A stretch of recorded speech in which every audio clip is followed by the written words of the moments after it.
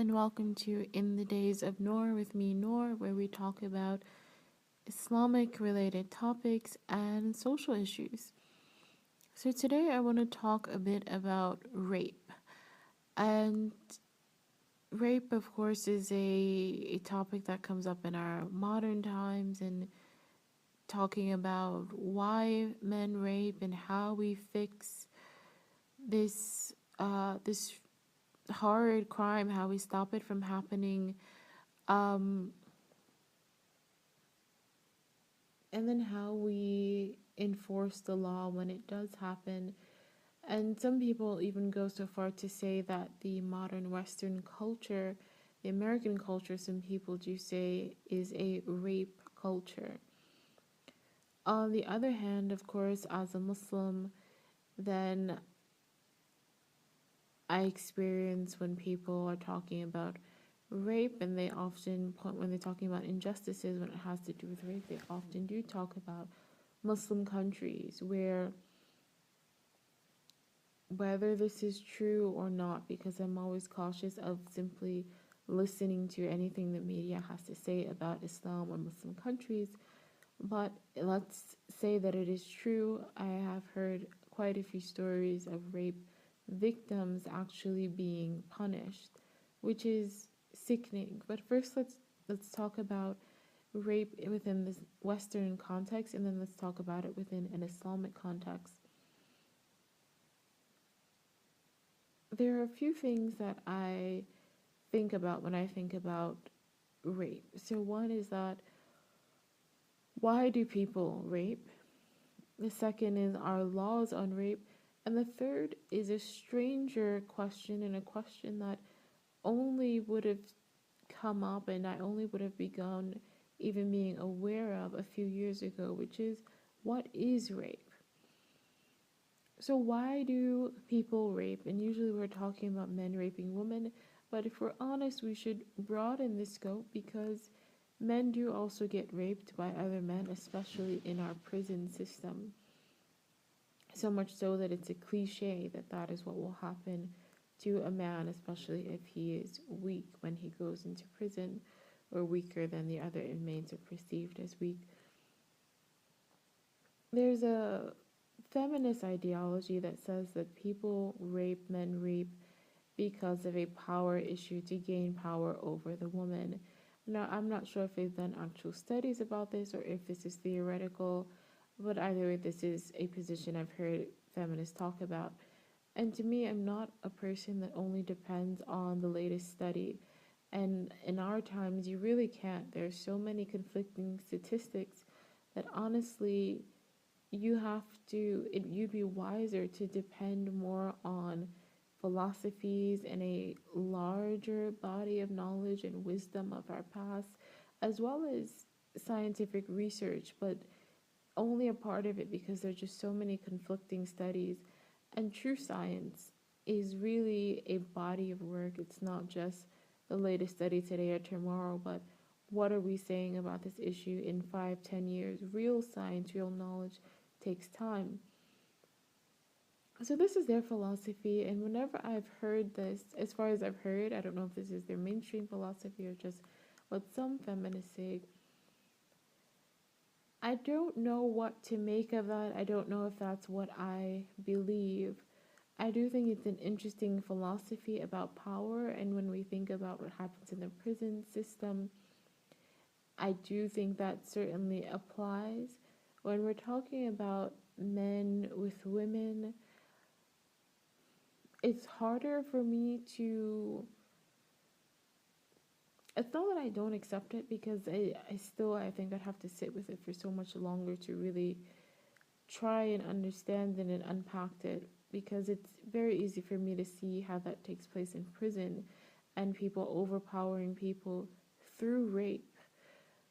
But in the outside world, we actually know that a lot of rape happens between people who know each other.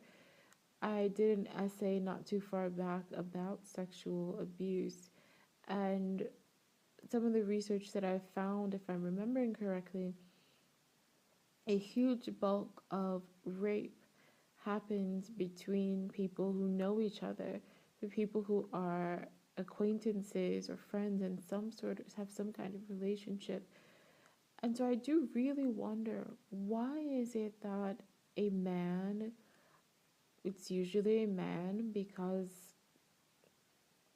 men have that physiological power more so than women to commit the act of rape.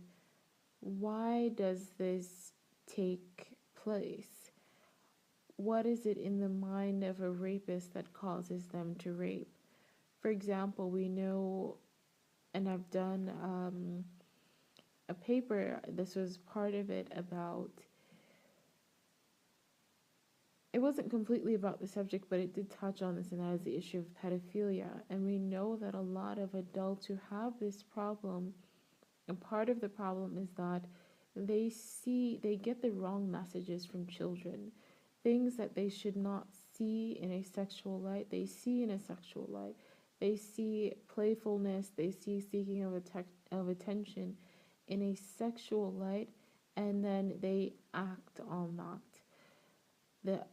There's an essay I love called Confusion of the Tongues, and it's by Ferenczi. I'm forgetting his first name, but Ferenczi, he was a famous psychoanalyst, and this is what he said: because these rapes are happening a lot of the time among acquaintances, I do wonder if that is a part of the issue, that maybe you have a friendship with a man and you laugh together, you talk, and whatever else, and you have a good bond, but in your mind, this is just a friendship, but in his mind, he sees you coming on to him. I wonder if that's a part of what is happening, because when we're talking about relationship with acquaintances, yes, rape is still a horrible crime, but we do have to, at least in my mind, I think of it as something that probably escalates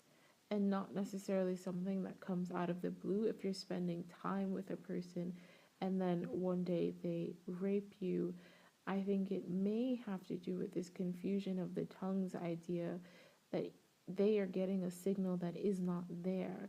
And at some point, they decide to take matters into their own hands and to commit this act of rape. The second issue I want to speak about is the sentencing for rape. I don't I don't know the exact statistics for the sentencing on rape. My The closest thing I can recall at this moment, and I know it's not exactly related, but if you all know of the man who, I forget his name, and his name is not important, he was the spokesperson for Subway, and he did disgusting crimes.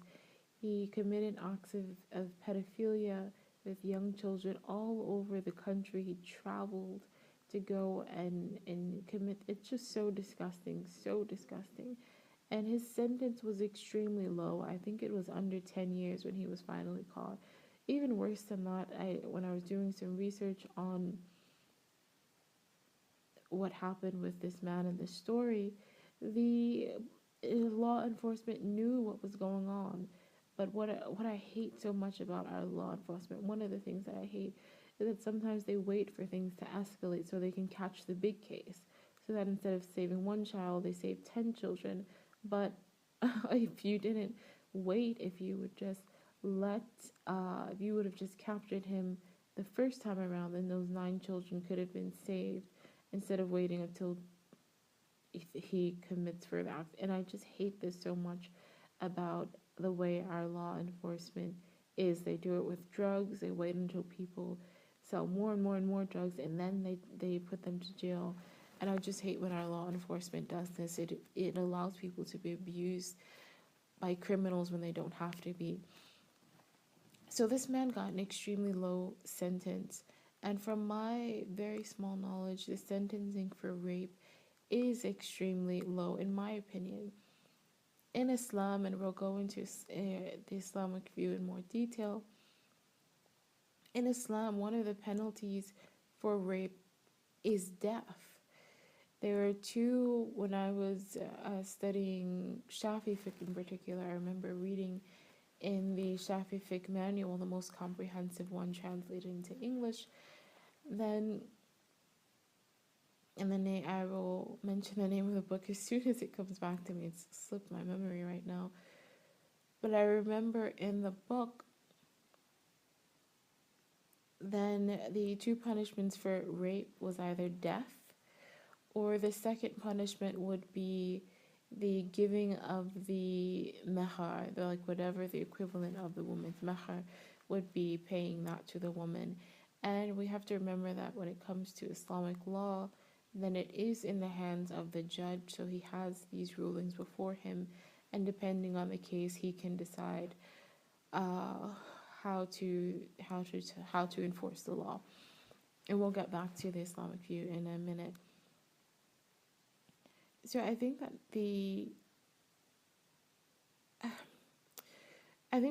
the sentencing for rape should be so high, so much higher than it is.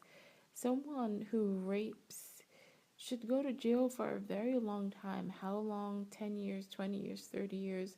I don't know, but it's a serious crime. I would put it probably right below murder.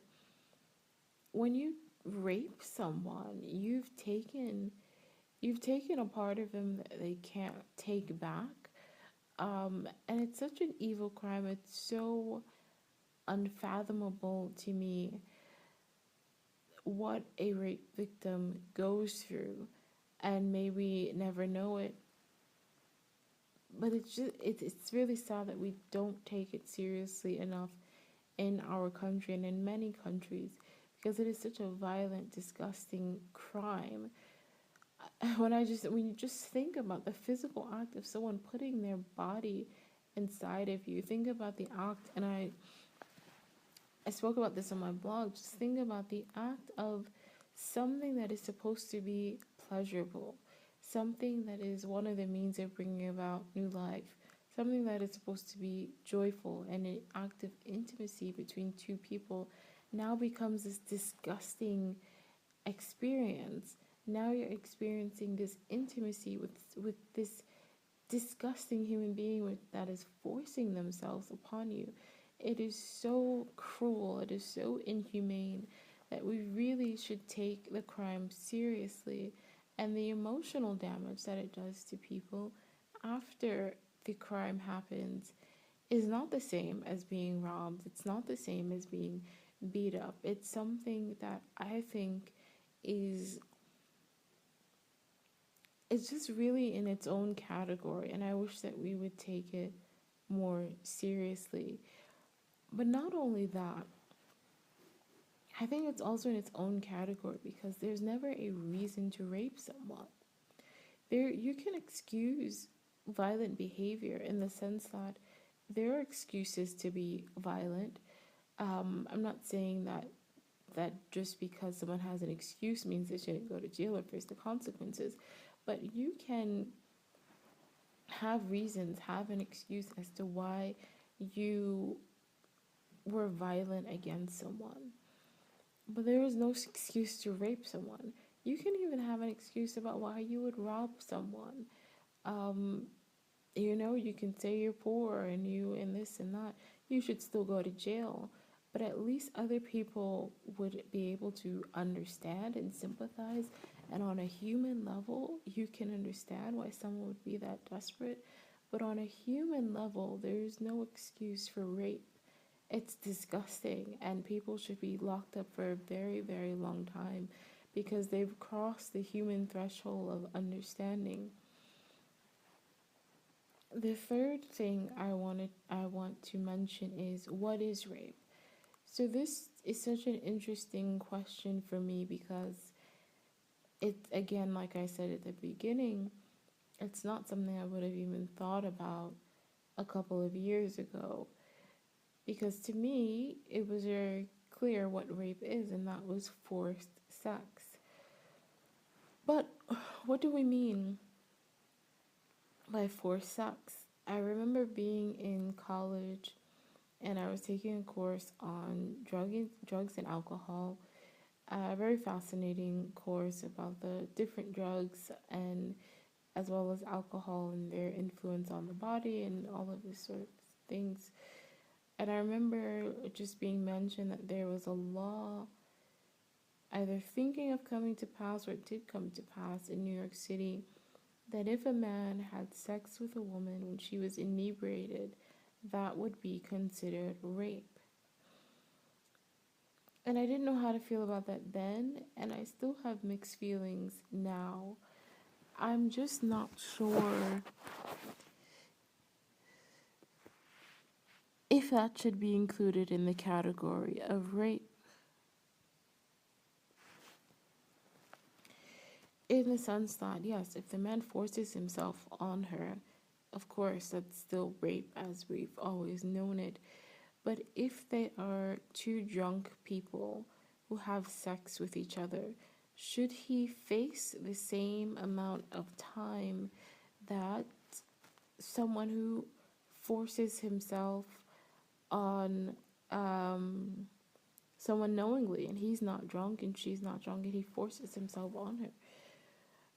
They don't seem to be the same thing. Now, hopefully, any judge taking in a case on rape will judge the circumstances as well. But I just have a difficulty accepting that they should even be called the same thing. Then you have another issue. Is a man lying to a woman to get him to sleep with her rape? Now, for a lot of us, I think we would say the obvious answer is no.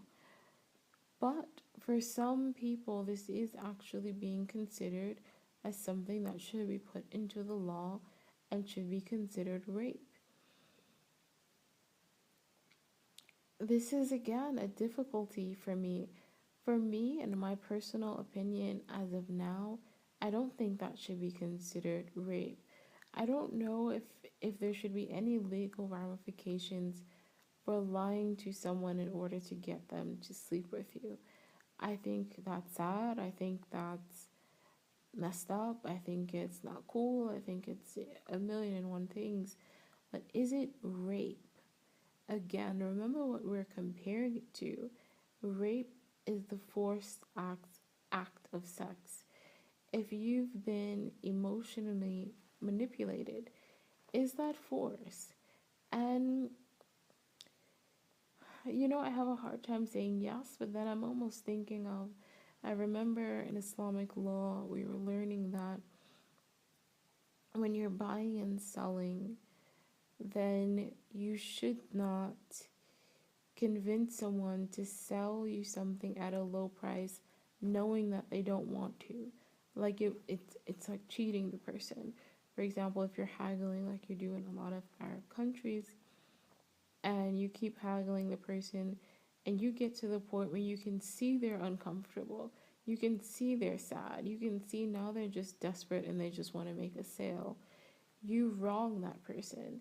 If you get them, even if they agree and they say, fine, here, take it $5, it was 20 and you talk them down to 5. Yeah, you can say, hey, well, I got it fair and square, I haggled them, but you knew what you were doing was not, you knew that they didn't really want to agree with that. You knew that they were desperate for whatever reason. Maybe it was a bad sales day, maybe they just really need the money. Maybe they just feel bullied and want to give in, and so you have wronged them. And so, is there a similar issue here? Is it wrong to convince someone, a man, to convince a woman to sleep with him? And should there be legal ramifications? I would agree that it's wrong, but the legal ramifications part is very difficult for me. Um, it's very difficult. One thing I know that I do dislike is the idea of a rape culture. And the reason is that I think things get very tricky out there in the non-religious world, and I'll kind of get into the Islamic point of view. As a Muslim, why do I think adultery is bad? Why do I think that homosexuality, the act of homosexuality, is bad? Why do I think that, I don't know, why do I think that rape is bad? Yes, there is a part of me that these things align with my natural moral conscience, but it is also simply because God says it's wrong, religion says it's wrong, the prophet, peace to him, said it's wrong, the scholars said it's wrong. The strange thing with non-religious people, with liberal people, is that they try and make things wrong, but they have no real reasoning. So how can you possibly justify, for example, we were talking about, I really dislike rape culture. So how can you really justify catcalling being wrong? Because it's strange the way they represent it. It's almost as if they're making a moral argument. But what is your moral guide? What are your moral principles? Where are you getting your morality from? And without that, how can we really have a serious exchange about these issues? Because you can talk about your feelings, but some women don't care about catcalling. Some women even like catcalling. But anyway, I just want to finish my point that I was mentioning, that I don't like the idea of rape culture. I don't like the idea of combining all of these things into one. And that's the issue. So we went from something very serious, forced rape, which is not necessarily a gendered issue, though I do think it happens a lot more for men in captivity, men among other men, than it does in the free world. Um, then we go down to um, rape when the woman is inebriated, and I'm talking about both the men and the woman being inebriated. If just the woman is inebriated with drugs or alcohol, then yes, I do think obviously that that is rape. To I don't think it's equal as to when she's obviously alert and resisting, but I do think that is also a serious crime and should be considered rape, because she doesn't even have the ability to consent. But when both people are inebriated, I think it gets a bit trickier. Then we go down to a man convincing emotionally, verbally, a woman to sleep with him, and her giving in. And then we go all the way down to um, sexual harassment. And within sexual harassment, it goes from being called a sexual name or being grabbed to someone saying, "Hi, beautiful." And all of these things, some people want to lump into a rape culture. And I think that is a big issue. And the funny thing is that it gets away from something that I do think we should be giving more energy to, and that is getting longer, harsher sentences for rape, for crime that we can all agree is rape. I think we can all agree that force when nobody's inebriated and the woman is clearly resisting is rape. We can all agree on that. I think a lot of us can agree on the woman being inebriated and the man not, so she not even having the ability to consent, as rape. And I think we should be focusing on that and trying to get harsher sentences for men who choose to rape. In prison, I think it's a different scenario. I think we do, as ironic and as odd as it may sound, I do think we need to make our prisons safer places. I don't think that just because people are in prison, there should be an anything goes environment. Um, yes, they committed a crime and they're there to pay for that crime, but it shouldn't be a breeding ground for more criminal activity, and that also needs to be handled so rape can be prevented in prison. But I don't think, and I think it is not useful to lump all of these things, all of the things that I mentioned, including the catcalling and a man convincing a woman to have sex, into lumping it all into something called a rape culture. And then what I think is even worse than this is wasting time on campaigns. For example, there was a campaign once, there was that famous video when the woman was walking around New York City for 10 hours and she got some catcalling. And on their website, they're calling for there to be actual legal action against catcalling. I think that's a waste of time. I think it's idiotic, and I think that women don't need law enforcement to deal with catcallers. I think we can deal with them very well ourselves. Um, and if there's actual, I wouldn't say actual, because if you think it's harassment for someone to say you're beautiful, I don't think anyone has the right to disagree with that. It's your personal feeling. That's how you feel. Um, so I do think the idea of lumping these things together, calling it a rape culture, focusing on something like catcalling, and then focusing on something as silly, and I've heard so many people say, teaching men not to rape, as if that is something that can actually be implemented. I think they're all a waste of time. I think we need to deal with the actual criminals. And yes, I do think we have to talk about women's behavior, because women need to take care of ourselves, whether or not the government gets involved. And the sad thing is that I think people too often think it's mutually exclusive, or they think that even mentioning anything to women is somehow sexist or belittling to women.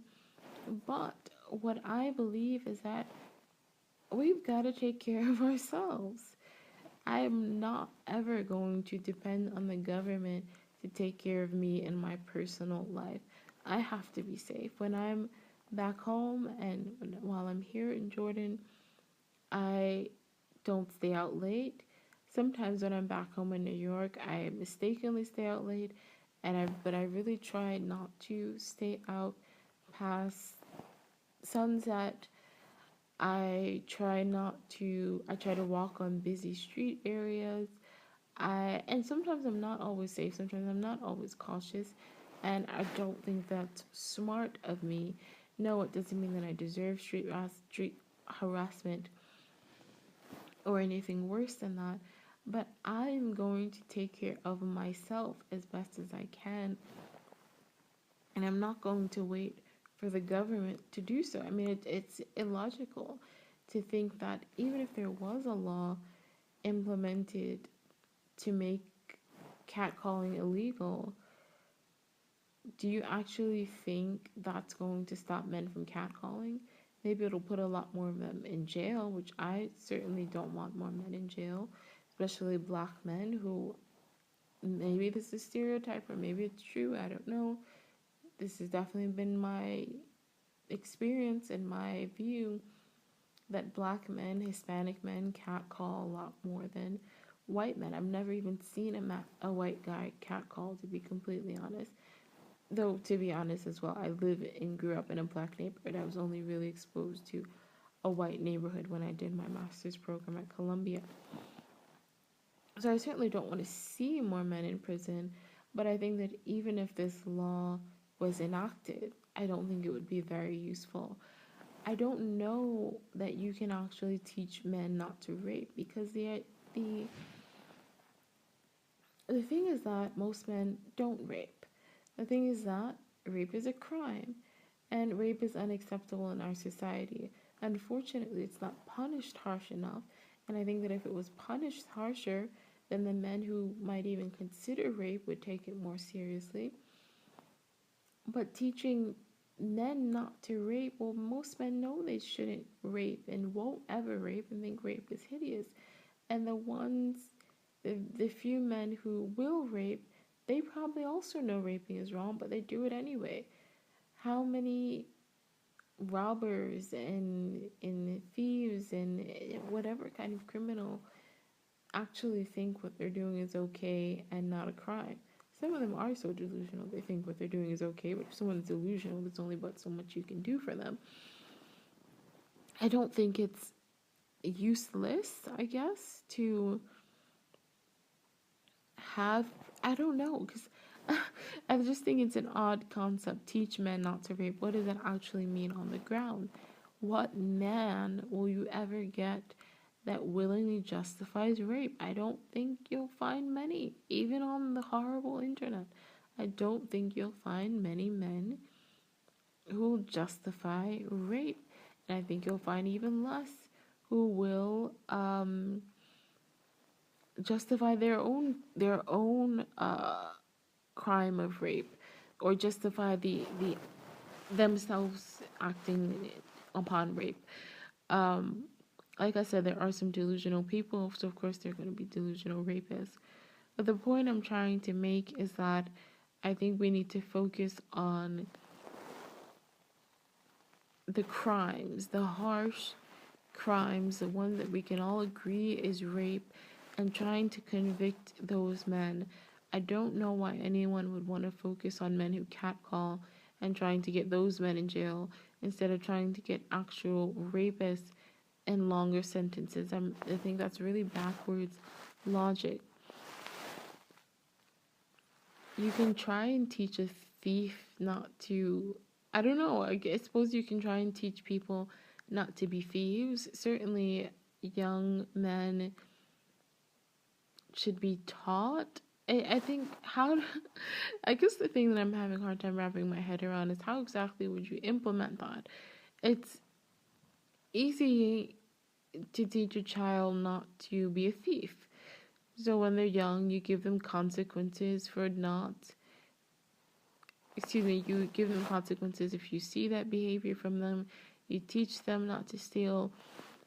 I suppose for boys, and I do think this would be a good thing, if you see from them that they have pulled the girl's hair or they touched the girl's butt or something like that, you tell them you don't touch people's bodies. You don't touch people's bodies without permission. That is something that you can teach people. And I do think most parents do teach that to their children. But rape itself, we have to understand that it's a crime. And I believe that most people are making a conscious decision to commit a crime. And they just don't care. So once they commit that crime, we have to put them in jail, and we have to put them in there as long as possible. And I think for women, we have to take care of ourselves. When I read the statistics that most rapes were committed by acquaintances, it made me think of in Islam the way in which men and women are not supposed to be close and comfortable around each other if there's no family relations. And I think that is something that, of course, we break time and time again. Muslims in the West, of course, break time and time again. And obviously, non Muslims do it all the time. But I think there is some value to that, to having stricter guidelines for ourselves when it comes to the opposite sex, and not thinking that you can just hang out, for non-Muslims, that you can just hang out and have a few beers with someone and chit chat and watch Netflix and yada yada, and that you and the man are on the same page and you're just enjoying each other's company, and to realize that there may be cross signals there, and he may think that you want to be with him. Some men may even think, oh, maybe she wants me to be more aggressive. Maybe that's why nothing has happened in our relationship. You really don't know what's happening in the other person's mind. So we do need to be careful with the way we have ourselves with members of the opposite sex. So I kind of went a little further than I wanted to, and I wanted to get more into the Islamic point of view in all of this. But what I will say is simply that in Islam, as I've already mentioned, there is a punishment for rape, and the two punishments that I know of can be death or giving the money of the mahar to the woman, whatever it would have been. And I'm sure that the judge will judge the circumstances. I remember reading a book about Iran where there were cases where a woman would get raped and she'd be forced, or he'd be forced, however you want to look at it, to get married. And I think that's sick. I think that's really strange. But it really doesn't have anything to do with Islam. It has to do with a very warped view of Islam. The only way I can sort of possibly justify that thinking as if these weren't really rape cases, but maybe they were just called rape cases to protect the reputation of the woman. You really never know in these sort of things. And all of the cases that you hear about where the rape victim is persecuted, is stoned or beaten. Again, this is not Islamic. It's a warped version of Islam. It's very anti-woman. It seems, because I really don't like judging countries based on what the American news tells me about them. But that's all we have to go on. So what can you do? If these cases are happening, it's very un-Islamic and it's very anti-women, because we often hear the cases about the women, and if it is more women than men, then there's something wrong there. And again, I don't want to give excuses for them, but if I could even attempt to justify why that would ever happen, the only reason that would even make any kind of sense is if they didn't think it was rape, but they thought it was a consensual sexual relationship that happened, and for whatever reason the woman was punished, and either we didn't hear about the man or the man didn't admit to it. I'm not sure what could happen there. But there is nothing Islamic about beating a rape victim. So I'm just going to end it here because I really did not want to go on for this long. I hope I've made some useful points, and I'll leave a few links below to my blog post about the subject, which my writing is much better than my speaking, and to a few other links so you can get more into the subject if you like, and you can give me your opinion. I think in short, I'll just say that, just to sort of summarize my view, that in Islam, rape is very looked down upon and punishable. And in my view, I don't think we take rape, actual rape, seriously enough. I think the sentence needs to be as harsh as possible. In America, I'm talking about the amount of time the person spends in jail, because it is so inhuman, it is so evil, it's so wrong, that people need to really face the consequences of their actions. And thirdly, I think we should be really careful in promoting the idea of a rape culture, because we can end up belittling actual rape. So I hope that people can start to focus on rape and trying to really send a message by getting longer sentences for rape, and not as much time on these smaller issues like catcalling, which women are more than capable of handling ourselves. Thank you so much for listening. Take care.